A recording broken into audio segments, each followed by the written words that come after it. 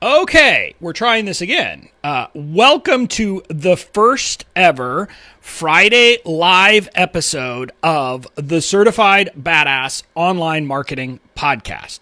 Now, I say we're starting this again because this is the first time we're doing this Friday episode. We're going to start doing them live, and this is the first time that we are doing it live. And I just started, and when I started, I did it wrong. So now, hopefully you all can hear me. I had my mic set wrong, which happens sometimes when you're doing something new. So, but for those of you who are joining me on my Facebook Live, fantastic. I'm excited you're here. I hope someone will drop in a comment saying you can hear me, so I'm 100% sure. For those of you who are listening to this on iTunes, on Stitcher, on any of the other kind of podcast apps, you might be saying, wait, what is he talking about live episodes? My Friday episodes are now being recorded live on my Facebook page, bobbyklink.com, or sorry, the Bobby Klink page on Facebook. You can find us there. And then automatically, through the magics of technology, they are being uploaded to Libsyn, which then sends them out to the podcast app. So if you're listening to me there, that's where why I said live. And in the future, I hope you'll join me. From now on, our Friday episodes are recorded live on my page at noon Eastern time. That's what we're doing to have some fun. Now, I got to give you a little bit of why a reason why you should join me live. Number one, you'll get to see me and you get to see some fun things. Like, for example, today I am wearing a shirt that says "Not a Ninja." I'm going to move my mic. I did this before for people who are here, but for people who are just now seeing it, you'll see it. And I'm wearing it because it's one of my favorite sayings that being a badass online marketer is not about ninja tactics or secrets or any of that stuff. It's about doing the basics right. So that's some of it. Now, the other reason you might want to join me is you get to see like how I do things. Like, for example, my notes aren't very high tech. My notes are a piece of legal paper with Sharpie on it. That's how I make my notes. And that's how I do things. And, you know, little things like that I think a lot of people get a kick out of. Like, I'm an online marketer, but literally I use a Sharpie and paper for my notes because I still like writing. So you should join us live. It'll be fun. There will be a lot of interaction in the comments, I bet. I'm not going to engage because, again, that would be kind of weird and you people listening later wouldn't get it. But you can see it. You know, you'll have some fun. So I hope in the future maybe you'll join us. So in today's episode, we're going to be talking about something that is kind of near and dear to my heart. We're going to be talking about a founder's launch. And a founder's launch is my favorite kind of launch. Now, you maybe have heard me talk about how we don't need to launch and how launching doesn't have to be the centerpiece of things, and I agree with that. But a founder's launch is my favorite kind of launch because it's short, it's sweet, it's simple, it's to the point. It is something where you basically are getting scrappy and trying something out. Basically, a founder's launch is a pre-sale. It is a pre-sale where you're testing out an idea before you've made the product that you're going to make. Now, you will most often use it in the context of a membership site. And the reason why is because in a founder's launch, you're going to be pre-selling and nothing will be created. So oftentimes, that's going to be something that will be much easier to pitch for a membership site where you're saying, look, here's my vision, here's what we're going to create. But also, it's easier to start creating a membership site relatively quickly. That's one of the benefits of a membership site. You don't really have to put a ton of content together to really launch it. So this is where it will normally be used. And it's a concept I first learned from Stu McLaren in Tribe last year, his program about creating a membership site. But me being me, I did things a little bit differently. And, you know, part of what I did differently, like last year, he had some swipe that literally everybody and their mother was using. So like almost everybody was, you know, sending out the exact same emails or doing the exact same scripts on Facebook Live. Me being an email guy, there was no way that was going to happen. But I also decided to really kind of up the way I was doing it. Now, what you need to understand is this is how I launched my Fans First Society last year. For those of you who are relatively new, you may think Bobby's always been talking about, the business stuff. He's always had business stuff offerings. Well, at the time I didn't. At the time that I launched the Fans First Society, I had never been paid by anyone for anything other than the legal stuff. Now, I had a list at the time of about 4,500 people, but again, it was a list of people who had joined my world to get legal stuff, to get legal templates from a legal freebie, etc. Even though like my podcasts, I talked about non-legal stuff, literally all of my freebies, everything I did, everything I had out there to get people on my list was about the legal stuff. And I didn't have any way that I was like transitioning them. Like now I transition people over and do that, but then I didn't. And so you got to be, I'm going to be honest with you. I was scared to death. I was scared that when I launched this kind of new idea into the business stuff offerings, that I was going to hear crickets. People were going to say, no, he's just a legal guy. And that was my concern. And I had that fear. And so I will be honest with you, when I was executing this launch, when I first hit send, it took a while. I hesitated because I was afraid. And I was like, what would it say? What would it mean if people didn't buy? And luckily now I've gotten over that kind of mental baggage and I don't worry about that. I try stuff all the time, and if people don't buy, no big deal. But back then I had that kind of fear, and I know a lot of people do. And that's another one of kind of the beautiful things of a founder's launch is candidly no one has to know if nobody buys, right? I mean, if nobody buys, nobody buys. So you can do that. Now, ultimately, I ended up generating over $13,000. I think it was $13,371. It was something like that I generated in that founder's launch. And so, luckily, my fears were not well taken. So what I'm going to do on this episode, we're going to walk through how I executed that launch. And this is going to be an episode, there's a lot of content. So I'm going to walk through it, but you also want to go grab the freebie. We created a freebie that is a founder's launch guide. You can get it at bobbyclink.com/pre-launch swipe. Again, bobbyclink.com/pre-launch swipe. It walks through the process. It gives you a funnel map. It gives you the swipe, the emails I actually sent so that you can see it. So you're going to want to go over and grab that. But now with that, I want to walk through how I did my founder's launch. Now, a traditional founder's launch, a lot of people would tell you that literally it is a one-day launch. You literally only have your cart open for one day.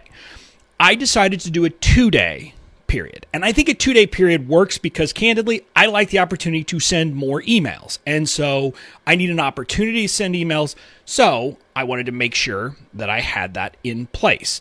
Now, with that, I want to walk through kind of what I did over the process. But before we talk about the emails, I want to talk about what you have to have in place. Because a lot of people, when they hear launch or they hear I'm going to sell stuff, they think there has to be a lot of fancy stuff in place. For a founder's launch, there does not. In fact, you don't want there to be a lot. Because what you're doing in a founder's launch is you're inviting people into a program, whether it's a course or a membership, at a crazy good deal. And you're telling them, part of it is basically, I want you to help me kind of co-create this thing. You're going to be the first people in it. So you're going to help me kind of direct it and figure out where this ultimately goes. So with that, like writing a sales page would be crazy. So you're not going to create a sales page. And again, that's something that, like, unless you are a copywriter, writing a sales page is a very difficult process that trips a lot of people up. You're not going to do that. What you're going to do is create a simple checkout page. Now, you could even go crazier than that and literally just send people like a PayPal link and set up a PayPal plan or whatever. But because I have Kartra and I had Kartra set up, I just created a very simple product and checkout page. And so when people raised their hand and said, yes, I want in, they were sent to the checkout page. That's it. That literally is all the tech you need to do this. That and a way to email people. Now, also, I'm going to talk about this from the perspective of email because I'm an email guy. You could also do this on social media, and you could complement an email launch with a social media launch. So take the same type of messaging that you're doing in emails and also put them into social posts, for example, especially if you have a bigger social following. But this is not something where you're, reaching out to cold audiences, where you're advertising, anything like this. This is an offer for your existing core audience where you're saying, I want to help you because you're part of my crowd and I want you to help me create what we're doing. So that's what you're doing in this Founders Launch. And like I said, I did it over 2 days and there were 3 emails that I wrote. On day 1 in the morning, you're going to send kind of the biggest and most important email. This is what I would call a value load email. But in this context, it's very specific. A value load email is an email that oftentimes is what I refer to as kind of the first email you're going to send during a promotion. If you're doing an email only promotion, a webinar promotion, anything like that. Once the cart is open and you're saying you can buy, you're going to send out something that I call a value load email. And it's an email where you load up and talk about the value they're going to get. So that's why I call it that. But in the context of a Founders Launch, it takes a slightly different perspective. I'm a big fan of story-based emails. If you know me, you've heard me talk about doing that. So my standard way of doing a value load email, like almost anything else, is to start with a quick story or something like that. Well, in this context, for your Founders Launch, the story you're going to use is very set. It is, what is the origin story for this product? For if it's a membership, what planted the idea in your mind for this membership? If it's a course, what planted the idea in your mind to create this course? That's what you're going to talk about. In my case, I told the story that most of my followers have heard many times now, that Tarzan K shot me a note last Easter Sunday saying something, and that's what got me thinking, and that's what planted the idea. Just so you know, for timing-wise, I was looking at this. I went from getting that message from Tarzan to actually posting my founding launch, I think in about 3 weeks, because that's the kind of person I am, that I end up moving quickly and I get things done. So, but you don't have to go that quickly. But the point is, you want to tell that origin story. So that's the first piece of the email. The next part of the email, so the second part is, you're going to explain what you have planned for the course, for the membership, etc. And with a membership, this is why it works perfectly for a membership. Oftentimes, you don't yet know exactly. You have a general vision. You don't even have all the contours set out. That's where I was. So that you know, this was my Founders Launch I did for the Fans First Society. At the time, I didn't even have a name for it. I was calling it, I think, the True Fans membership or something like that. And I had a general broad sketch of what I had in mind, and I laid that out. So you're going to lay out what you have in mind. So think of it as, Stu would call it casting your vision for the membership. With a course, you could do the same thing. Say, here's what we're going to do. And you might, even if you had an idea of like, here's what the modules will be, or here's what we're going to do, you could lay that out. But the concept is to tell them, what are you going to get? From there, you invite them in. You invite the people who this message is going to join you. And because it's via email, because it's all that, you'll often, transition by saying, because you are on my list, because you're already my people, I want to invite you to join me inside this membership course, etc. So if it's a membership, you do that, or a beta. Like if you're doing a beta launch of a course, you would say that same thing. So you invite them in, and then you want to do a couple of things here. Number one, you want to create some urgency, and you want to create some real anticipation. So there's a couple of ways you're going to do that. Number one, you're going to make this offer at a crazy good price, like literally the best price it will ever be offered. And you tell them that, and you explain what's going to happen and how it's going to, be more expensive once you're out of this, etc. And then you give them a deadline. And the deadline is, you're going to send this on day 1, and you say the end of the next day. I would always do 11:59 p.m. Eastern Standard Time in the old days. Nowadays, I've moved that back because I don't want to stay up till 11:59 p.m. anymore. So, I would often, whatever. But you pick whatever time it's going to close the next day. So you create the urgency and scarcity by saying it's a crazy good deal and it's only available until tomorrow. And so you want to do that. So that's the piece of it. And then let's talk about how you actually have them buy. in this first email, and there's a couple things. Stu teaches it this way, and I think there's a secondary reason. Stu teaches, like, especially if you're going to do this like on social media, you want to put something where you're just literally saying, like, DM me if you want the link. Or in my case on the email, I said, hit reply if you're in, and I'll give you a link. Now, part of the rationale of doing it that way is literally no one knows if someone has hit reply, has DM'd you, etc. So that's why, like, you wouldn't, if you were doing this on Facebook, you wouldn't say post below or comment below if you want in. Because if you do that and all of a sudden people see that no one has commented, that can create like the negative social proof, right? So you want to avoid that. So you're going to ask them to literally direct message you or hit reply via email. And then from there, when they do, you're going to reply back to them, say you're excited, how great it is, and then you're going to give them a link to that checkout page. So that's how the first day works. That email you send out on the morning of the first day.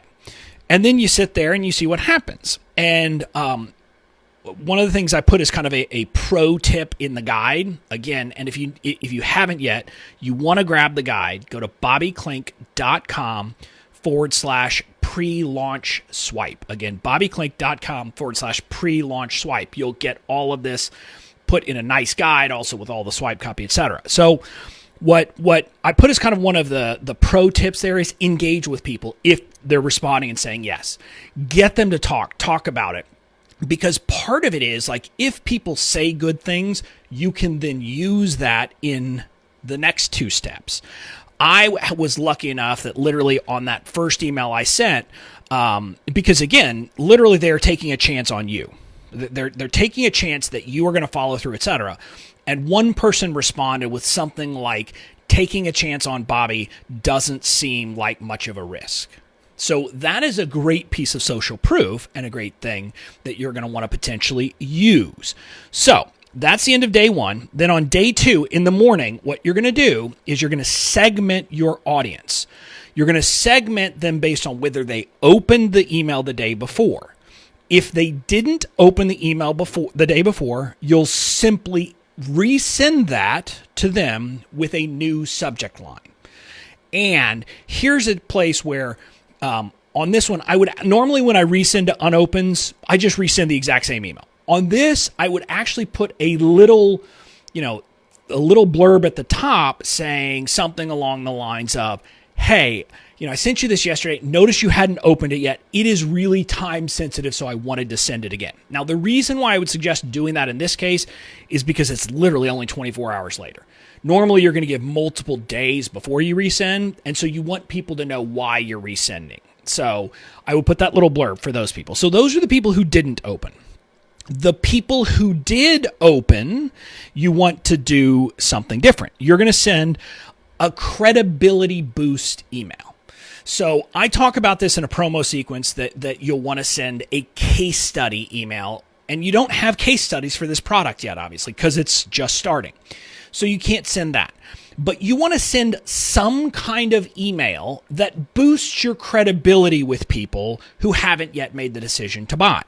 Now, this is where if you did that work the day before, if you got responses and if you reacted and if you got any good gold, you can use it there. So that's what I did there. I took that comment that woman had said about taking a chance on Bobby doesn't seem like much of a risk or something like that. And I put that was the hook for my credibility boost email. Now, if you don't get that, you just look for any kind of testimonial you have that talks about you being reliable. So I want you to think about that. Being reliable, serving, coming through. Because the point here is the big objection that people might have is this thing doesn't even exist yet. And so how do I know you're going to deliver? So that's kind of the objection you're wanting to overcome without having to hit it on the head. And the best way to do that is people talking about it. So if you have any testimonial about anything you've done that talks about you being a reliable person, someone who follows through, that's what you're going to use. But so that's one piece, this testimonial or case study. Beyond that, though, there's two other things you can do. You're going to give them a cell phone number that they can text to talk to you about this offer. Now, I was crazy at the time, literally gave them my cell phone number, my personal cell phone number they got. Now, since then, I've quit doing that. I use an app called Sideline. So, for example, I'm letting the cat out of the bag here. When you get those emails from me where I say, here's my phone number if you want to text me, it's now my Sideline app. Now, just so you know, that is on my phone. It is me. It's just coming to me, etc. It's a way to basically get something kind of like a voice over IP on your cell phone. Get that, get some other service where you can do that, give them your number. The reason why is if you think about it, if someone is willing to actually talk with you via text and even maybe offers, if we need to jump on the phone, we can jump on the phone, it bolsters credibility. When I do this in launches, generally, I've had people say, I don't even need to talk to you, but the fact that you're willing to do that has made me decide I'm going to buy, because it just makes you seem like a reliable person. So you're going to do that. And then the last piece is say, and if you have any other questions, just hit reply. I'm here to answer them. These are all things that are making you responsive and look like a reliable person where they believe you're going to follow through. So that's kind of this credibility. So you send that the morning of the second day. And in this email, you actually include a link to the checkout page because you don't want to miss a thing where they have to email you and then you have to do it. You're going to kind of grease the wheels at this point, make it much easier. Then the final thing you're going to do is a last call email. 3 to 4 hours before the deal expires, you send a last call email, which is all about creating urgency. This is a standard kind of, hey, last call, you've got 4 hours left, you got 3 hours left, whatever it is. Hit the thing, talk about how the after this is gone, the price is gone, etc., and then you move on. And so that's it. And you send that email to everybody. And that is the process. You go through that process, and in a simple iteration, you do this once. You just do it to your entire list once. I did, and this is kind of also in the guide, as a pro tip. I did it in a slightly more nuanced way. First, I sent it to the people who had bought or had access to my signature legal offer. So I kind of thought, hey, those are the people who are my core group. So if you have a signature product that you've already sold and you're launching something new, do it to that group first. And that's what I did. I did it to them first, and I gave them a slightly better deal. By having like this, I said, look, you are my core people. You've bought this, so I want to give you this opportunity first. It creates even more exclusivity, more urgency, more kind of, hey, I'm in the in crowd. So I ran it to them first, and then I ran it to the rest of my list at a slightly higher price, but still a crazy good deal. So that's how I did it. You can do it that way if you want to, and if you have people who have bought a signature offer from you already. So that's a founder's launch in a nutshell. That's how you do it. This is a great way to kind of test demand, test the water. See, are people on board with your idea? Does the market say, yes, this is a good idea? Because I don't know about you, I would rather know that the market says, nah, I don't want that, before I put in the work to create the product. And this is something that I've come around to more and more these days, is I would rather sell it before I make it. Now, again, once you get further along, there are certain products where you're like, yes, this is a simple way, this product is definitely going to be a hit. I can go and create it. But other than that, like, for example, for those of you who took the plunge with me and are in Badass Email Marketing, we're creating that as we're doing it. Now, again, I knew it was going to get created. I knew people were going to take me up on the offer, but I wanted to sell it first and then create it. And so this is a great way to test ideas. Do a beta launch for a course, do a membership site.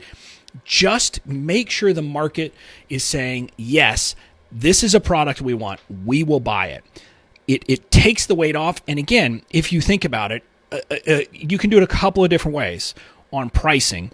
This is not in the guide. You have to decide how you want to do pricing. When I did pricing, instead, like my membership at the time was going to be a monthly membership, but I decided to do lifetime membership for my founding members. And at the time, it was kind of the only time, and I believe it's still the only time, anyone has been offered the opportunity to a lifetime membership. That's why I was able to bring in, a big sum of money, $13,000. Other people choose to go a different way. Other people choose to, for example, say, I'm just going to give them 50% of the standard monthly cost, and they have that for life as long as they stay. You choose which way works for you. One way is a way to get like a quick cash infusion, which I was like, hey, if I'm going to do this, if I'm going to create it, I want to go ahead and make sure that we do this. The other way is, if you go with the route of giving them a good deal on the monthly rate, so half the normal monthly rate, for example, you are creating recurring revenue. The power of either one is that what you end up doing isn't just generate revenue for yourself. You create kind of the core people who are going to be there over the long haul. Like we're now almost a full year after that launch of the Fans First Society. And I know that not all of them, but a lot of the most active members in the Fans First Society are people who signed up during that founding member launch. During my recent launch where I unveiled Badass Email Marketing as something where if people signed up as an annual member, they were going to get access to that. One of those founding members was in the comments saying that joining the Fans First Society was the best investment she ever made. The people who you bring in as your fans or kind of as your founding members, they tend to be the biggest brand advocates you can ever have. And they help you shape the membership or shape the course. So there's power in this beyond market proof, beyond making some money. The power is that they become some of your best brand advocates out there. So my call to action to you today, do a founder's launch. If you're thinking about launching something, do it. And I know there are some people in my community who have been talking about it and have been doing it. I want you to do it and don't wait, because nothing is going to be better than today. Go ahead, create it, and make sure that you are doing, you follow the process and it'll validate your idea. So that's it for today's first ever live Friday episode of the Certified Badass Online Marketing Podcast. I hope everybody has a great weekend, and I will see you again in next Tuesday's standard episode. Talk to you later.